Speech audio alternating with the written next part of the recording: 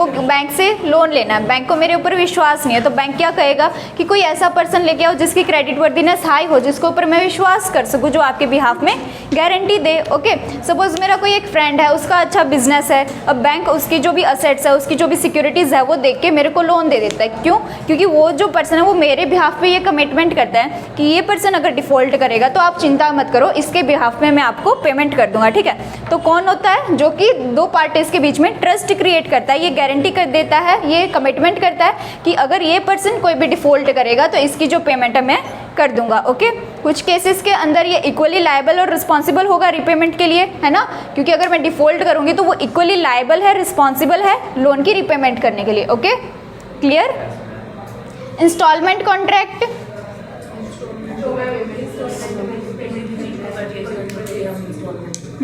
जैसे कि हम लोग कोई भी चीज़ EMI पे लेते हैं, है ना, वहाँ पे हम लोग क्या करेंगे? इंस्टॉलमेंट्स पे करेंगे रेगुलर इंटरवल्स पे। ओके, सो इंस्टॉलमेंट कॉन्ट्रैक्ट का मतलब क्या है? ऐसा कॉन्ट्रैक्ट जहाँ पे जो बोरोवर है, परचेजर है, वो ये अग्री करता है कि वो फिक्स्ड इंटरवल्स पर जो भी प्रिंसिपल अमाउंट है प्लस में उसका जो भी इंटरेस्ट बनेगा वो रेगुलरली पे करेगा। ओके, फिर इंटरेस्ट और इंटरेस्ट रेट, अगर हमने कोई भी लोन लेना है तो उसके ऊपर हम लोग क्या देते हैं? Interest rate. तो इंटरेस्ट क्या होगा? एक चार्ज जो कि कोई भी लोन लेने के लिए हमें पे करना पड़ेगा, है ना। इसको हम लोग कॉस्ट ऑफ क्रेडिट भी बोल सकते हैं, क्योंकि जो भी क्रेडिट हम लोग अक्वायर कर रहे हैं उसके लिए हमें एक इंटरेस्ट रेट पे करना पड़ रहा है, उसको हम लोग क्या बोलेंगे? उसकी कॉस्ट। ओके, फिर इंटरनेट बैंकिंग,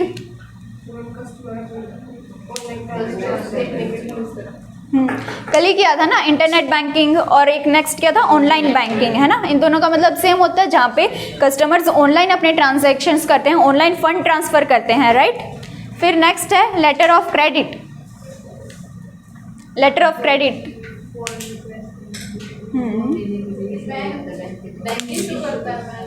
यस, किसको इश्यू करेगा वो?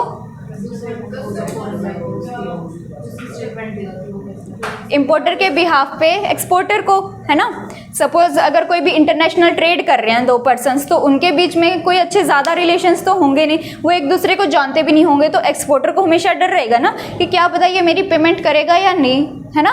और यहाँ के तो लॉज भी उसको इतने अच्छे से नहीं पता होगा कि वो कोई क्लेम कर सके अच्छे से, राइट। तो वो क्या करेगा? वो उसके जो इंपोर्टर है उसकी बैंक से गारंटी मांगेगा, उसकी बैंक इंपोर्टर के फेवर में उसको क्या देगी? एक लेटर ऑफ क्रेडिट, जिसके अंदर वो क्या करेगी? कमिटमेंट करेगी कि एक जो फिक्स्ड अमाउंट है वो मैं आपको पे कर दूंगी मेरे कस्टमर के बिहाफ पे। Okay, so letter of credit क्या है? एक लेटर है जिसके अंदर बैंक कमिटमेंट करता है कि वो अपने कस्टमर के बिहाफ पे उसकी पेमेंट कर देगा। किसकी पेमेंट करेगा? एक्सपोर्टर की। किसके बिहाफ पे? यस। किसके फेवर में इश्यू किया जाता है? इंपोर्टर। किसके लिए? एक्सपोर्टर के लिए। ओके, इंटरनेशनल ट्रेड में यूज किया जाएगा ना ये, ठीक है। फिर नेक्स्ट है lock in period. Lock in period जैसे कि हमने एडमिनिस्ट्रेटिव रेट्स पढ़ा था, है ना, उसके अंदर क्या होता है? जो हमारा रेट है उसको चेंज कर सकते हैं कॉन्ट्रेक्चुअली हम लोग, होता है ना। तो ऐसा पीरियड जिसके अंदर जो गारंटर है या फिर हमारा जो लैंडर है वो ये प्रॉमिस करता है कि इस टाइम पीरियड के लिए मैं आपका कोई भी जो रेट है उसको चेंज नहीं करूंगा। सपोज वो ये कहता है कि 3 मंथ्स के लिए मैं आपका जो भी रेट है, इंटरेस्ट रेट, उसको चेंज नहीं करूंगा, तो वो क्या हो जाएगा? Lock in period, the period for which the lander will not change the interest rate. Okay, clear है? मॉर्टगेज,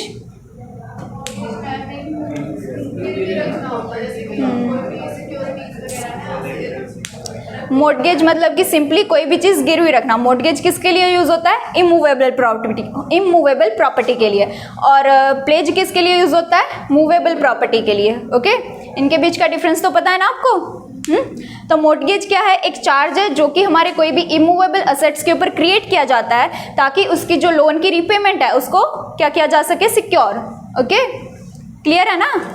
तो मॉर्टगेज का मतलब क्या हुआ? एक लीगल एग्रीमेंट लैंडर और बोरोवर के बीच में, जहाँ पे जो बोरोवर है वो अपनी जो रियल एस्टेट की प्रॉपर्टी है उसके ऊपर चार्ज क्रिएट करता है, उसको एज अ कोलेटरल रखता है, एज अ सिक्योरिटी रखता है, और उसकी जो डेट की पेमेंट है वो सिक्योर हो जाती है ना। यहाँ पे जो भी सेलर होगा उसके पास क्या राइट होगा? जो भी कोई भी गुड्स सेल कर रहा है या जो भी लोन दे रहा है, लैंडर है, उसके पास क्या राइट है कि वो सिक्योरिटी को अक्वायर कर सकता है, जब्त कर सकता है, और उसको बेचकर अपनी जो मनी है वो रिकवर कर सकता है ना। क्लियर है? फिर मैच्योरिटी,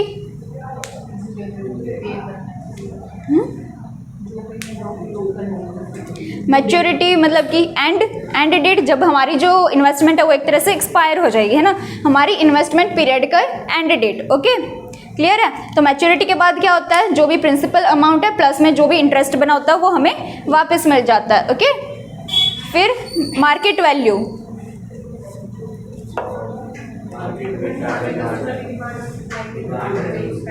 कोई भी हमारी कमोडिटीज़ हैं, सर्विसेज हैं, इनकी वैल्यू कैसे डिसाइड होती है, जहाँ पे हमारी जो डिमांड और सप्लाई इंटरेक्ट करेंगे वही उसकी मार्केट वैल्यू बन जाएगी। तो मार्केट वैल्यू को हम लोग एक इक्विलिब्रियम पॉइंट भी कह सकते हैं, जहाँ पे हमारी जो नंबर ऑफ क्वांटिटीज डिमांडेड है और जो नंबर ऑफ क्वांटिटीज सप्लाइड है वो कितनी हो जाएंगी, इक्वल। ओके, क्लियर है। फिर ओवरड्राफ्ट,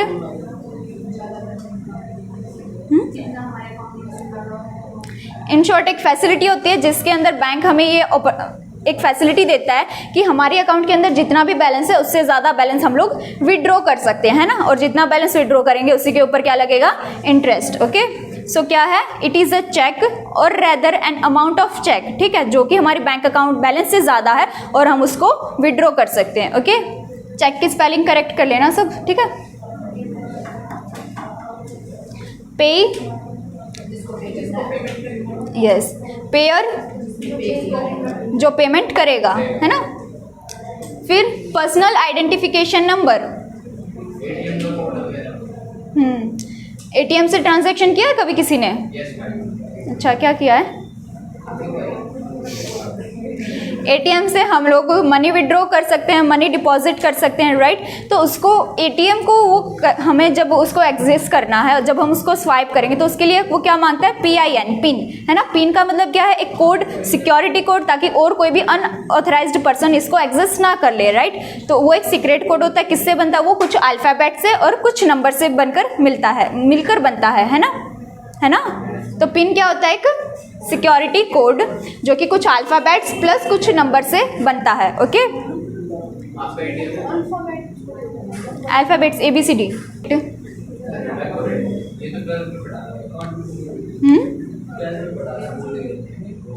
फिर भूलने के लिए पढ़ा था। मैम, जिस रेट ऑफ इंटरेस्ट पे मेरे जो RBI से बैंक्स फॉलो करते हैं ना, जो कमर्शियल बैंक्स देते हैं नहीं, इसका फुल फॉर्म है रीपरचेज रेट। रीपरचेज रेट यानी कि कोई भी चीज़ जो कि कमर्शियल बैंक से RBI को दी जाएगी, ठीक है। अब उसके ऊपर वो लोन देगा तो उसको क्या मिलेगा, एक इंटरेस्ट रेट पे करना पड़ेगा कमर्शियल बैंक को, उसको हम लोग रेपो रेट बोलेंगे। सपोज मैं कमर्शियल बैंक हूँ, आप लोग RBI हो, ठीक है। अब मेरे को आपसे लोन लेना है तो मैं कोई भी, मेरे पास सिक्योरिटी है जैसे कि कमर्शियल पेपर है, अगर वो आपके पास गिरवी रखूंगी, प्लेज रखूंगी, तो आप एक तरह से उसको रीपरचेज कर रहे हो। मैंने पहले उसको परचेज किया था, ठीक है, अब आप उसको रीपरचेज कर रहे हो, ठीक है। तो उसके ऊपर जो मेरे को लोन मिलेगा, उसके ऊपर जो इंटरेस्ट लगेगा उसको रीपरचेज रेट कहते हैं, जो कि रेपो रेट। ओके, ये इसका शॉर्ट फॉर्म है। रेपो रेट 6% होता है ना, 6%। आई डोंट नो,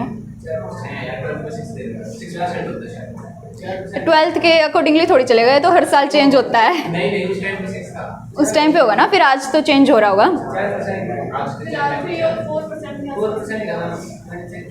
ये तो हमारी जो मॉनेटरी पॉलिसी होती है उसके अकॉर्डिंगली इसको चेंज करना पड़ता रहता है ना, क्योंकि अभी तो वैसे भी क्रेडिट सप्लाई की ज़रूरत है, इकोनॉमी को मनी सप्लाई की ज़रूरत है, तो क्या पता कम भी कर रखा हो, ज़्यादा भी कर रखा हो, है ना। तो रिपर्चेज रेट या रेपो रेट। ओके, सपोज हमें बैंक से कोई भी लोन लेना है, उसके बदले में जब हम भी कोई सिक्योरिटी उसके पास गिरवी रख रहे हैं, ठीक है, तो उस सिक्योरिटी के बदले में जब हमें वो कोई भी लोन देगा तो उसके ऊपर जो इंटरेस्ट रेट चार्ज करेगा उसको क्या कहेंगे, repo rate. Repo rate generally किस लिए होता है, शॉर्ट टर्म के लिए, क्योंकि जो भी सिक्योरिटी जैसे कि कमर्शियल पेपर हम लोग उसके पास रख रहे हैं तो वो जनरली शॉर्ट टर्म के होते हैं, राइट। तो रेपो रेट हमेशा शॉर्ट टर्म लोन की तरह इसको देखा जाता है। Okay, generally up to 2 weeks दिया गया है ना, टिक मार्क कर लेना उसको। तो रेपो रेट किसके लिए होता है, शॉर्ट टर्म के लिए, और बैंक रेट लॉन्ग टर्म के लिए। बैंक रेट में हम लोग किसी भी टाइप की लैंडिंग ले सकते हैं RBI से, राइट, उसको हम लोग और क्या कहते हैं, डिस्काउंट रेट, है ना। बैंक रेट को डिस्काउंट रेट भी कहते हैं ना, और रेपो रेट को रिपर्चेज रेट। जब भी कोई भी कमर्शियल बैंक RBI से लोन लेगी तो उसके ऊपर वो क्या लगाएगी, repo rate. Okay, reverse repo rate का मतलब क्या है, जब भी कोई कमर्शियल बैंक है उसके पास सरप्लस फंड्स हैं, वो आरबीआई के पास उसको छोटे टाइम के लिए, शॉर्टर पीरियड के लिए डिपॉजिट कर रही है, तो उसके ऊपर जो इंटरेस्ट लगेगा वो क्या होगा, हमारा रिवर्स रेपो रेट।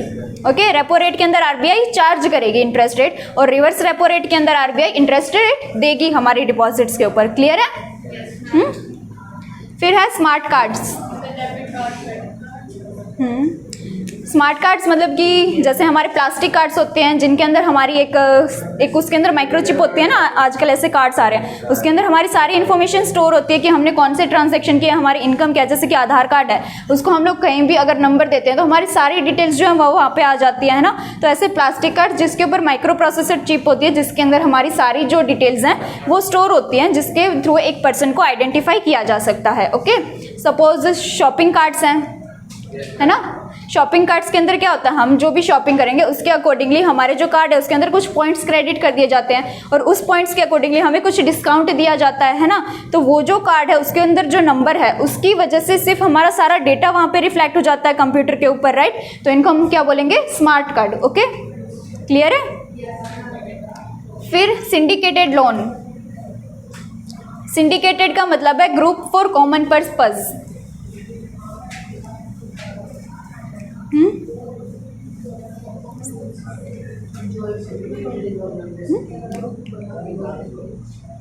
लेते नहीं देते हैं।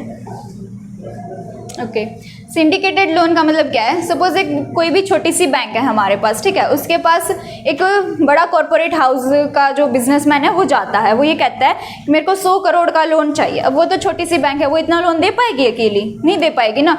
लेकिन फिर उसको तो ये पता होना चाहिए कि छोटी बैंक के पास इतना लोन कहाँ से आएगा, फिर वो उसके पास क्यों गया, क्योंकि वो कम इंटरेस्ट रेट ले रही होगी, है ना। छोटी बैंक चांसेस है ना कि वो कम इंटरेस्ट रेट लेगी लोन के ऊपर, तो वो ये देख के कि यहाँ पे मेरे को कम इंटरेस्ट देना पड़ेगा, तो वो उसके पास जाता है कि मेरे को तू 100 करोड़ का लोन दे दे। अब वो छोटी बैंक ऐसे सोचेगी कि हाँ 100 करोड़ का लोन लेना है, यानी कि इंटरेस्ट अच्छा मिलेगा, खासा इंटरेस्ट मिलेगा इसके ऊपर, तो राइट वैसा सोचेगी। फिर वो क्या करेगी, अपने और जो छोटे छोटे बैंक्स हैं उनके साथ ग्रुप बना लेगी और उसको पूरा जो लोन है वो दे देगी, ठीक है। सिंडिकेटेड लोन मतलब कि जो छोटी छोटी बैंक्स है जब वो एक साथ मिलकर किसी भी एक सिंगल बोरोवर को बड़ी अमाउंट का लोन देती हैं। ओके, सिंडिकेटेड लोन के अंदर एक जो बैंक है, स्पेशली जो बैंक जिसके पास जो पर्सन आया होता है लोन लेने के, उसको हम लोग क्या बोलेंगे, लीड बैंक। ओके, तो सिंडिकेटेड लोन के अंदर एक लीड बैंक होगी जो कि कुछ अमाउंट, कुछ पार्ट देगी लोन का, और बाकी की जो रिमेनिंग अमाउंट है उसको बाकी सारी बैंक्स के अंदर वो बांट देगी। ओके, क्लियर है? फिर टाइम डिपॉजिट, जैसे कि हमारी फिक्स डिपॉजिट होती है ना।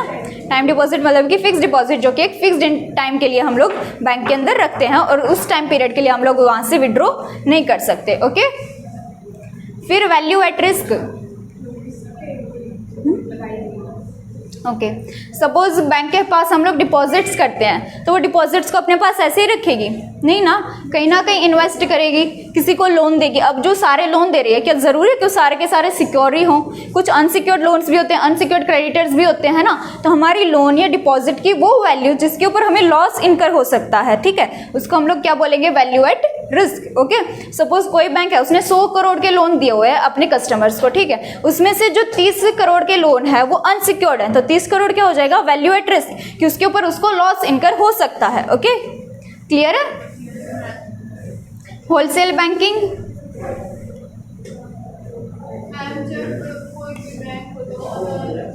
दूसरे बैंकिंग या दूसरे जो फिनेंशियल ऑर्गेनाइजेशन है उनको बैंकिंग फैसिलिटीज देगा। ओके, क्लियर है ना? फिर जीरो बैलेंस अकाउंट,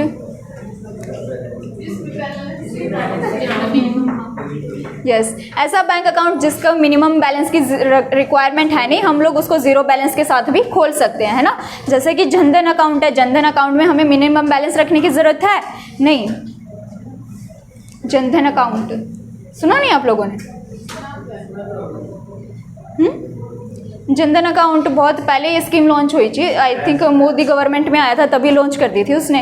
इसके अंदर जो भी छोटे छोटे लोग हैं वो अपना अकाउंट खुलवा सकते हैं और उनको इस अकाउंट के अंदर कोई भी बैलेंस मेंटेन करने की ज़रूरत नहीं है, जबकि पहले ऐसा होता था कि उनको मिनिमम 2000 या ऐसा बैलेंस जो मेंटेन करना पड़ता था, इस वजह से वो अकाउंट खुलवाते नहीं थे। लेकिन इस अकाउंट के अंदर उनको कोई भी ऐसा बैलेंस रखने की भी ज़रूरत नहीं है, प्लस में उनके जो भी बेनिफिट्स होंगे वो डायरेक्टली उनके बैंक अकाउंट के अंदर आ जाएंगे। तो यहाँ पे बीच में जो लोग पैसा खाते थे वो काफ़ी कम हो जाएंगे, राइट, क्योंकि बीच में अगर मैं किसी के पास जाऊंगी, उसको कहूँगी कि गवर्नमेंट मेरे को ये बेनिफिट दे रही है तो मेरे को ये पैसे दे दे, तो गवर्नमेंट ने एक्चुअली उसको जितने भी रुपीज़ दिए होंगे वो उसमें से कुछ ना कुछ खा लेगा और मेरे को कुछ ना कुछ अमाउंट देगा, थोड़ी बहुत अमाउंट देगा। लेकिन यहाँ पे तो डायरेक्टली हमारे अकाउंट के अंदर ही क्रेडिट हो जाएगी अमाउंट, राइट। तो यहाँ पे बीच में जो लोग कमीशन खाते हैं उनके जो चांसेस है वो बहुत ही कम हो जाते हैं। ओके, सो जनधन अकाउंट एक फैसिलिटी है जिसके अंदर हमें जीरो बैलेंस मेंटेन करना होता है, कोई भी रिक्वायरमेंट नहीं होती, और ऐसे अकाउंट को हम लोग क्या बोलेंगे, zero balance account. Okay, clear है।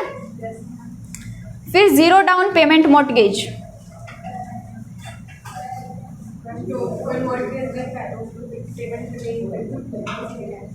Okay, zero down payment, down payment का मतलब क्या है, कुछ ना कुछ एडवांस देना, है ना। अब हम लोग कोई भी गुड्स परचेज करते हैं, अगर हम लोग ईएमआई पे परचेज करेंगे तो हमें क्या करना पड़ेगा, कुछ डाउन पेमेंट वहाँ पे करना पड़ेगा, यानी कि कुछ एडवांस देना पड़ेगा, और बाकी की जो हमारी अमाउंट है वो इंस्टॉलमेंट्स में बढ़ जाएगी और वो हम लोग इंटरेस्ट के साथ उसको पे करेंगे, है ना। तो जीरो डाउन पेमेंट मॉर्टगेज का मतलब क्या है कि ऐसा लोन जिसके अंदर हमारा जो फिनेंशियर है, यानी कि हमारी जो बैंक है वो हमारी जो भी पूरी की पूरी परचेज कॉस्ट है उसके ऊपर हमें लोन दे देगी, और वो पूरी की पूरी जो परचेज कॉस्ट है हमारी प्रोडक्ट की उसको सामने वाली पार्टी को पे कर देगी। ओके, यहाँ पे हमें कोई भी डाउन पेमेंट करने की जरूरत नहीं है। सपोज कोई भी 20 लाख का एक प्रोडक्ट है, मुझे वो परचेज करना है, मेरा फाइनेंशियर क्या करेगा, ये जो अमाउंट है, अब मैं कोई भी डाउन पेमेंट तो कर नहीं रही हूँ, ठीक है, तो पूरी की जो पूरी अमाउंट है वो उसको देनी पड़ेगी, राइट। तो पूरे 20 लाख जो है वो सेलर को ये दे देगा, है ना। अब मैं क्या करूँगी, बैंक को जो भी इंस्टॉलमेंट्स बनेंगी वो दे दूंगी, है ना। अब अगर मैं यहाँ पे 5 लाख की डाउन पेमेंट करती तो बैंक को कितने देने पड़ते, 15 लाख, है ना। अब अगर मैं 5 लाख की डाउन पेमेंट करती तो बैंक को 15 लाख देने पड़ते, तो मेरी इंस्टॉलमेंट भी कम हो जाती। लेकिन अगर मैं कोई डाउन पेमेंट नहीं कर रही हूँ, ठीक है, पूरी की पूरी अमाउंट जो है वो बैंक ही पे कर रहा है, ठीक है, तो इसके अंदर जो मेरी जो इंस्टॉलमेंट की अमाउंट है वो भी कितनी हो जाएंगी, ज़्यादा हो जाएंगी। ओके, जो और हमारी जो प्रिंसिपल अमाउंट है उसी के ऊपर इंटरेस्ट लगेगा, है ना। तो हमारी जो इंस्टॉलमेंट की अमाउंट है अगर वो ज़्यादा होगी तो इंटरेस्ट रेट भी हमारा क्या हो जाएगा, ज़्यादा हो जाएगा। Okay, so zero down payment mortgage क्या है, एक लोन फैसिलिटी है जिसके अंदर हमें कोई भी डाउन पेमेंट करने की जरूरत नहीं पड़ती, जो कि पूरी परचेज प्राइस होती है उसी के ऊपर हमें लोन मिल जाता है। Okay, zero down payment is a type of mortgage given to a buyer who does not make any down payment while borrowing, जो कि कोई भी डाउन पेमेंट नहीं करता है। The mortgage buyer borrows the amount at the entire purchase price, जो भी amount वो बोरो करेगा, जिसकी भी वो लोन लेगा वो पूरी परचेज प्राइस के ऊपर लेगा। ओके, क्लियर है। यश, मनीषा, आप बताओगे एक्विजिशन।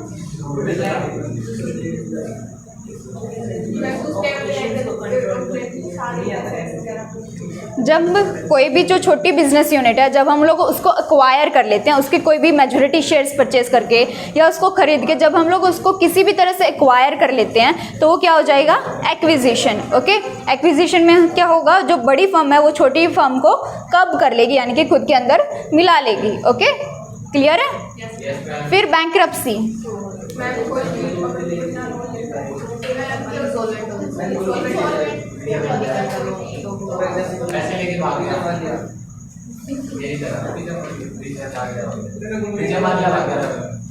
अच्छा, लेकिन उसकी तो नेटवर्थ आई थिंक बहुत ज़्यादा है ना, फिर वो बैंक्रप्ट कैसे हुआ। जो इंसॉल्वेंट पर्सन है उसको बैंक्रप्ट कहते हैं, ठीक है। इंसॉल्वेंट पर्सन के अंदर क्या होता है कि उसको अभी इंसॉल्वेंट डिक्लेयर नहीं किया गया होता है, ठीक है। जब कोई भी जो कोर्ट है, जो कोर्ट ऑफ लॉ है, वो किसी भी इंसॉल्वेंट पर्सन को ये डिक्लेयर कर देती है कि हाँ ये पर्सन जो है इसकी जितनी डेट है उसकी पेमेंट नहीं कर पाएगा, तो वो जो लीगल स्टेटस उसको मिलता है उसको हम लोग बैंक्रप्सी बोलते हैं। ओके, सो बैंक्रप्सी क्या है, एक इकोनॉमिक इंसॉल्वेंसी, मतलब ये एक लीगल स्टेटस है जहाँ पे जो पर्सन के असेट है उसको लिक्विडेट किया जाता है, लेकिन वो अपनी पूरी पेमेंट नहीं कर पाता, ठीक है। अब वो पूरी पेमेंट नहीं कर पाएगा तो जो कुछ उसके बैंक्रप्सी ट्रस्टी अपॉइंट किए जाएंगे, कोर्ट ऑफ लॉ के द्वारा लिया जाएगा, उसका सारा लिक्विडेशन किया जाएगा, सारे एसेट्स को बेचा जाएगा और जो भी उसकी लायबिलिटीज है उनको पे ऑफ किया जाएगा कुछ प्रोपोर्शंस के अंदर, है ना। ये तो हम सबको पता है ना, पता है ना। अगर मेरे पास 100 करोड़ का ही एसेट है और मेरी लायबिलिटी 1000 करोड़ की है तो मैं पूरी की पूरी पेमेंट तो कर नहीं पाऊंगी, तो जो भी मेरे सारे क्रेडिटर्स होंगे उनको कुछ प्रपोर्शन के अंदर पेमेंट मिलेगी, राइट। तो यहाँ पे क्या होती है, पेमेंट जो होती है वो कुछ प्रपोर्शंस के अंदर करी जाती है। ओके, और कौन अपॉइंट किया जाता है इसके अंदर, बैंक्रप्सी ट्रस्टी, जो कि मेरे एसेट्स को लिक्विडेट करेगा। क्लियर है। फिर बॉटम लाइन, दो तरह की लाइन होती है, टॉप लाइन और बॉटम लाइन, पता है किसी को।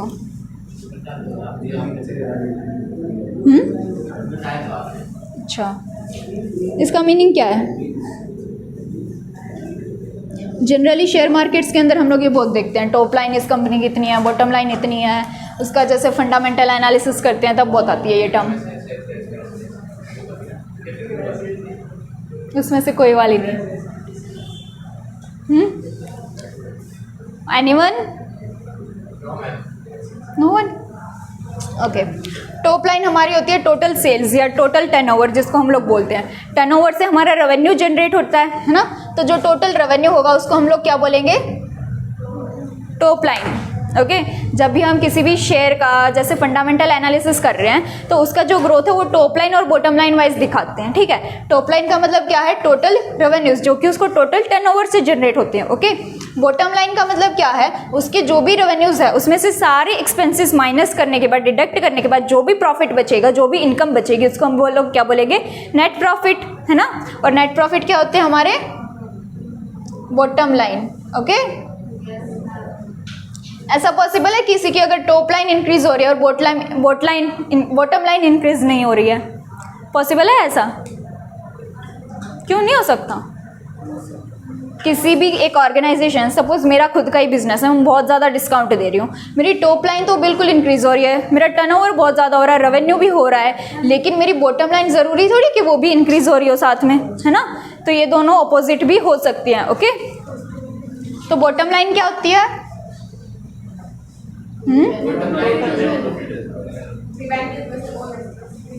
जो भी हमारे टोटल रेवेन्यू है उसमें से सारे एक्सपेंसेस माइनस करने के बाद जो इनकम बचेगी उसको हम लोग नेट प्रॉफिट बोलते हैं। और नेट प्रॉफिट हमारे को क्या कहेंगे? उसको बॉटम लाइन। ओके, इसमें से कैसे एक्सपेंसेस हम लोग माइनस कर सकते हैं? जैसे कि इंटरेस्ट चार्जेस हैं, एडमिनिस्ट्रेटिव कॉस्ट है, जनरल कॉस्ट है, इनकम टैक्सेस हैं, ये सारे टैक्सेस लेस करके जो भी हमारे एक्सपेंडिचर उनको लेस करके जो अमाउंट बचेगी उसको हम लोग क्या बोलेंगे? यस। ओके, फिर हमारा एक कॉन्सेप्ट होता है ट्रिपल बॉटम लाइन। पता है किसी को?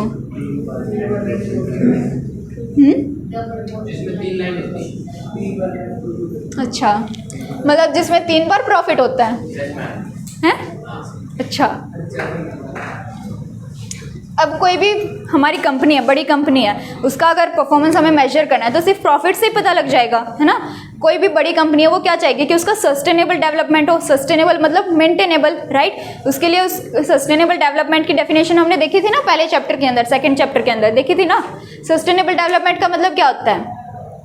प्रॉफिट भी करना, लोगों की देखभाल करना और प्लैनेट कंजर्वेशन। 3 P आते हैं इसके अंदर, प्रॉफिट, पीपल एंड प्लैनेट। कौन से?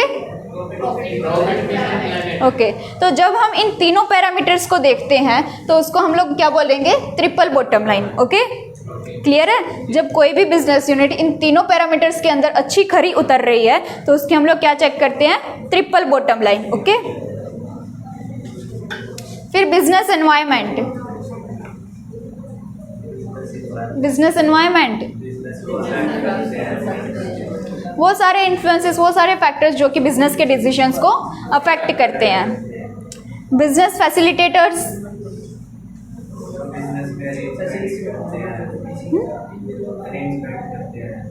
जैसे कि हमारी बैंकिंग सेक्टर है ना, ये एक बिजनेस को सेटअप करने में, उसको लोन देती है, उसको काम करने में मदद करती है। बिजनेस फैसिलिटेटर का मतलब क्या है? वो सारे ऑर्गेनाइजेशंस और इंस्टीट्यूशंस जो कि एक बिजनेस को सेटअप करने में, उसका काम चलाने में, उसके ट्रांजैक्शंस करने में मदद करते हैं। ओके, क्लियर है। जैसे कि गवर्नमेंट है, इंफ्रास्ट्रक्चर डेवलप करती है तो बिजनेस को एक फैसिलिटी मिलती है इससे, तो वो बिजनेस को फैसिलिटेट कर रही है। इसका मतलब क्या है कि वो एक बिजनेस फैसिलिटेटर है। ओके, फिर corporate forms of business organisation. Corporate forms of business organisation first chapter के अंदर हमने ये किया था।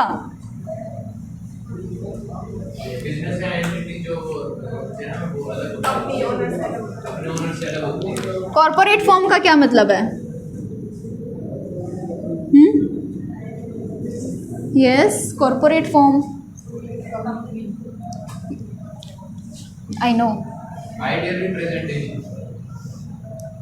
ओके, सो कॉर्पोरेट फॉर्म का क्या मतलब है? कॉर्पोरेट मतलब कि जिसको हम लोग लॉ के अंदर रजिस्टर करवाते हैं। ऐसा कोई भी ऑर्गेनाइजेशन जिसको हम लोग लॉ के अंदर रजिस्टर करवाएंगे उसको सेपरेट लीगल आइडेंटिटी मिल जाती है। ठीक है, कॉर्पोरेट फॉर्म के अंदर क्या क्या आते हैं हमारे? कंपनीज, LLP है ना, HUF, ये सारे हमारे क्या आते हैं, कॉर्पोरेट फॉर्म के अंदर आते हैं, राइट। HUF को भी अलग आइडेंटिटी मिलती है ना, किसके तहत मिलती है, इनकम टैक्स एक्ट के अंदर। नहीं याद, नहीं याद, इनकम टैक्स एक्ट के अंदर हमारी जो HUF है उसकी इनकम को हम लोग अलग से स्टे कर सकते हैं, अलग से बता सकते हैं। तो इसका क्या मतलब होगा कि HUF को एक लीगल आइडेंटिटी मिलती है इनकम टैक्स के एक्ट के अंदर। चेक करवाऊँ अभी? नो मैम, सच में आप लोगों को याद नहीं है? याद है। याद रखने की सारी चीजें परिवार अच्छा, को ओके। सो कॉर्पोरेट फॉर्म का क्या मतलब है कि कोई भी बिजनेस ऑर्गेनाइजेशन जिसकी लीगल आइडेंटिटी रिकग्नाइज करी जा रही है, जिसको सेपरेट लीगल एग्जिस्टेंस मिला है लॉ के अंदर, राइट। यहाँ पे जो लायबिलिटी होती है ओनर की वो क्या होगी, लिमिटेड होगी, है ना, ओके। फिर corporate governance, corporate governance, governance का क्या मतलब है?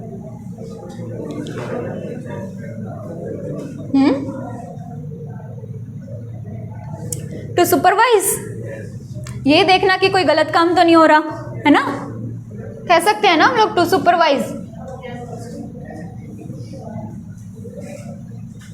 Governance, okay. So corporate governance का क्या मतलब है, वो सारे फैक्टर्स या वो सारे हमारी अथॉरिटीज जो कि एक कॉर्पोरेट को सुपरवाइज करेंगी, ये देखेंगे कि यहाँ पे कोई भी इनएथिकल मैनर में, अनएथिकल मैनर में कोई भी काम तो नहीं किया जा रहा, ओके। तो उसकी रिस्पॉन्सिबिलिटी क्या होती है, ये देखना कि सारा जो काम है वो एथिकली किया जा रहा है, जो भी लॉ है उनके साथ कंप्लाई किया जा रहा है, कोई भी प्रोविजन जो है उसको वायलेट नहीं किया जा रहा, ओके। सो कॉर्पोरेट गवर्नेंस का क्या मतलब है, कॉर्पोरेट्स को गवर्न करना, गवर्न करना मतलब उनको सुपरवाइज करना, ये देखना कि ये अनएथिकली तो कोई भी काम नहीं कर रही है ना, क्लियर है, ओके। सो कौन कौन गवर्न कर सकते हैं, पहले तो ये बताओ कॉर्पोरेट्स की कौन सी ऐसी अथॉरिटी है जो उनको गवर्न करती है?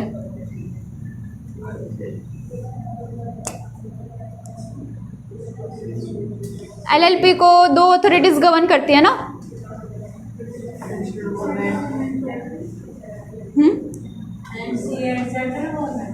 यस, सेंट्रल गवर्नमेंट नहीं, MCA और LLP एक्ट, ठीक है। तो LLP की दो अथॉरिटीज थी, एक तो था हमारा MCA, ministry of corporate affairs, और दूसरी क्या थी, LLP खुद का एक्ट, है ना। ये दोनों चीज़ों से जो LLP है उसको गवर्न किया जाएगा, उसको सुपरवाइज किया जाएगा। तो हमारी जो भी कॉर्पोरेट फॉर्म्स है उसको कौन गवर्न करेगी, हमारी ministry of corporate affairs, MCA, okay. और कौन अथॉरिटीज इनको कंट्रोल कर सकती हैं, बोर्ड ऑफ डायरेक्टर, जो कि अपॉइंट किए जाते हैं सारे कंप्लायंसेस करने के लिए, उसको मैनेज करने के लिए। वो क्या देखेंगे कि जो कंपनी के जो भी अफेयर्स कंडक्ट किए जा रहे हैं वो अच्छे से किए जा रहे हैं, है ना। और कौन हो सकते हैं, ऑडिटर्स हमारे, जो कि हमारे जो फाइनेंशियल स्टेटमेंट्स हैं उनको चेक करते हैं, है ना। तो ये सारे क्या होते हैं, एक कॉर्पोरेट गवर्नेंस अथॉरिटीज होती है जो कि हमें सुपरवाइज करती हैं, okay. Electronic commerce,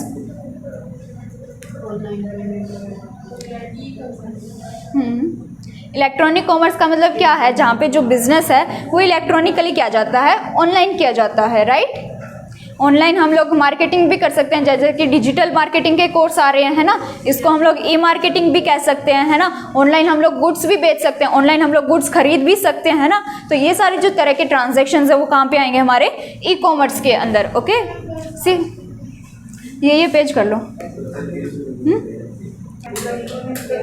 electronic filing मतलब कि कोई भी डॉक्यूमेंट्स जो कि हमें किसी भी रेगुलेटरी अथॉरिटी के पास बताने ज़रूरी हैं, जैसे कि हमें इनकम टैक्स फाइल करना पड़ता है ना, तो कोई भी डॉक्यूमेंट्स जो कि हमें एक रेगुलेटरी अथॉरिटी के साथ फाइल करने, जब उसको हम लोग ऑनलाइन प्लेटफॉर्म से इलेक्ट्रॉनिकली फाइल करेंगे तो उसको क्या बोलेंगे, इलेक्ट्रॉनिक फाइलिंग, ओके। फिर ग्लोबलाइजेशन, ग्लोबलाइजेशन इसमें जब हम इंटरनेशनल ट्रेड करते हैं, मतलब बाहर की इकोनॉमी से उसकी एक्सचेंज करते हैं, इम्पोर्ट एक्सपोर्ट करते हैं, तो जो बैरियर्स आते हैं उनको रिमूव कर देगा, जैसे कि टैक्सेस वगैरह लगा देना या फिर जो भी हैवी ड्यूटीज वगैरह।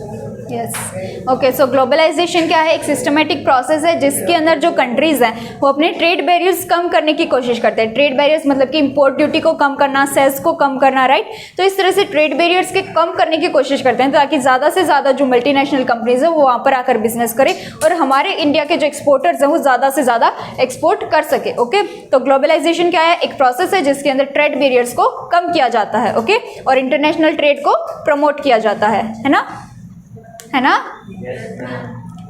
फिर गुडविल, एक फर्म की रेप्यूटेशन, उसकी इमेज क्या है मार्केट के अंदर, है ना। और इसके अंदर क्या दिया गया है, इसके अंदर जो परचेज कंसिडरेशन मेथड पता है आपको, उसके अंदर हम लोग क्या करते हैं,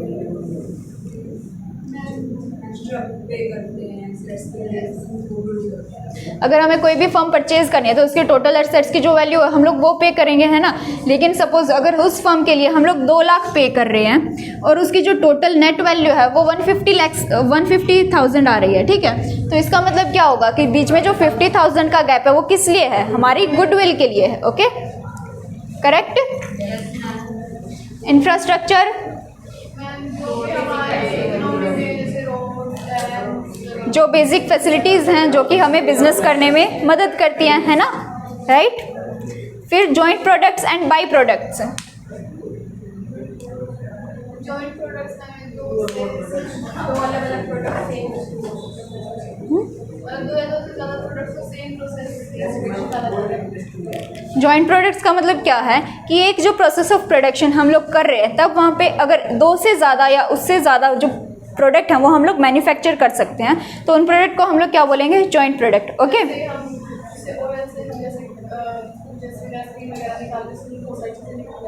जैसे कि हमारी ऑयल इंडस्ट्री होती है, अगर हम लोग क्रूड ऑयल को रिफाइन करेंगे तो उससे हम लोग कैरोसिन भी बना सकते हैं, डीजल भी बना सकते हैं, पेट्रोल भी बना सकते हैं, राइट। तो एक जो रिफाइनिंग प्रोसेस है उसके अंदर हमें 2 या उससे ज़्यादा प्रोडक्ट्स आ रहे हैं हमारे पास, है ना। अब ये जो 2-3 प्रोडक्ट हैं या क्या सफिशिएंट है इनके फॉर्म में, इनको और भी ज़्यादा हमें प्रोसेस करना पड़ेगा एक पर्टिकुलर फॉर्म के अंदर कन्वर्ट करने के लिए, है ना।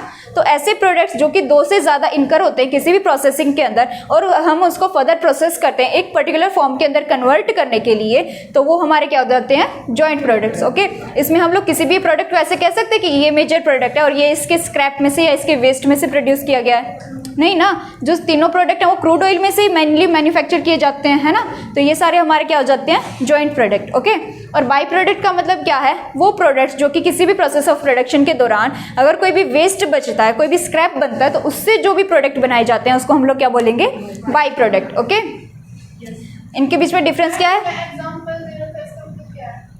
मोलेसिस इन शुगर इंडस्ट्री, मतलब कि गुड़ बनाया जाता है, जैसे कि शुगर इंडस्ट्रीज में जो मेन प्रोडक्ट क्या होगा, sugarcane. Okay, sugarcane से हम लोग क्या बना सकते हैं, एक तो जैसे चीनी बना सकते हैं। ओके, उसका कोई भी अगर स्क्रैप बचा है, जैसे कि उसमें थोड़ा बहुत रस बचा है, तो उसको जैसे वो मेल्ट करके और प्रोसेसिंग करके उससे गुड़ भी बना सकते हैं। ओके, तो गुड़ क्या हो जाएगा, उसका एक बाई प्रोडक्ट हो जाएगा। ओके, क्लियर है।